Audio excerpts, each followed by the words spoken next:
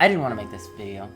I just wanted to play this bug-riddled game and enjoy my playthrough, but I ran into so many bugs, sound glitches in particular, where dialogue would repeat itself multiple times, or there would be a guitar riff that plays throughout the entire story, that I just can't ignore it anymore. And it's sad because you can tell that this game is really well made. The storyline is compelling, and the side missions are definitely varying and different, so much so that the game doesn't feel monotonous even though the game is really long. But sadly, the game was pushed out way before its time, and now we have this buggy mess of a game that could have easily won Game of the Year had they taken the time to fix the multitude of issues with the game engine and everything else. But this is something that we've come to expect from big name companies. Why wait for the game to be fully polished and full of content when we could just put it out buggy and fix it over time? People will still buy it and play it, which is very apparent with how many people bought Cyberpunk even after finding out the game was buggy as hell. We've seen this time and time again with big name games like Avengers, Anthem, No Man's Sky. Why is this game such a big deal? Well, besides the fact that the game had so much hype to it that you could literally make a 4-course meal out of it. Also the fact that the company had been touting this consumer-friendly persona, all for it just to be a lie. They said no mandatory crunch, as we shortly found out later that there was plenty of crunch. Or the fact that they only gave out PC copies for review because 40% of those pre-orders were for older consoles, and the game ran like crap on those older consoles. And they even admitted themselves that they didn't want to hurt their bottom line. They wanted to make money. Now, do I think that they deserve all the hate they're getting? No. Don't get me wrong though. They were 100% being greedy bastards, and they deserve to be called out for it.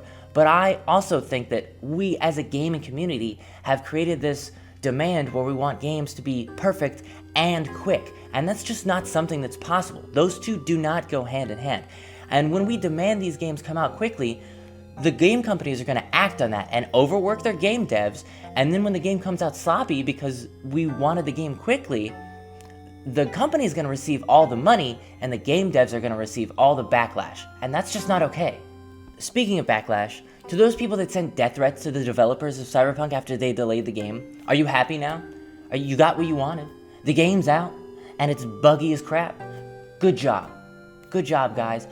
To those people that send death threats to Cyberpunk, or to anyone in general about a video game, you shouldn't be allowed to be on a computer anymore. You shouldn't be allowed to communicate with anyone or play video games anymore because you're a spoiled, rotten garbage person.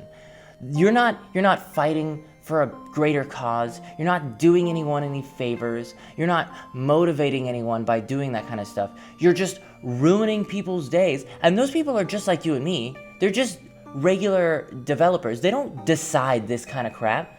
That's not going to show up in front of the community heads or anything. You're just throwing threats to just a random person. That's horrible. You're not a good person for doing that. You're a garbage person. You're a big, spoiled, poopy diaper baby for doing that kind of stuff. Stop it. If you're thinking about doing that, if that thought ever crossed your mind, why don't you go write a letter to someone that you care about and see how well they respond? It's not okay. We as a whole need to demand better treatment from these big name game companies without being toxic. Games like Hades can prove that games can still be fully polished and unique without, the big AAA company's budget. And I have played Hades over 50 hours and I have yet to run into one repeated line of dialogue. Cyberpunk had a lot going for it.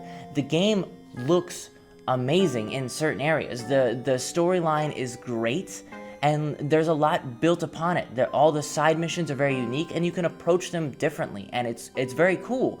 But the game kind of ruins the immersion when my dick keeps popping out of my pants, or people get knocked out and then continue to have conversations with me, and there's a bunch of NPCs T-posing everywhere. It's sad. All in all, what I'm trying to say is that Cyberpunk and all the hate around it was well deserved, but we need to center our focus more on the gaming companies as a whole, and make sure that they know that this kind of blatant greed will not go unnoticed. We need to stay more vigilant on our actions and our attitudes and how they affect these gaming companies, because at the end of the day, they're just going to try and make a buck, and we have to decide whether or not that buck was well deserved.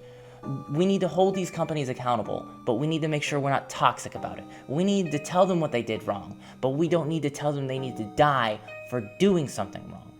Because these companies don't receive this kind of backlash most of the time. This kind of hatred just ends up in front of everyday people like you and me doing the work, and that doesn't help anyone. Cyberpunk might have been a good game, but unfortunately right now it's just a buggy mess that the company is going to have to scramble to fix. But anyway, I hope you guys enjoyed my video. If you did, make sure to leave a comment, a like, maybe even subscribe. And I hope you guys have a great day. Peace.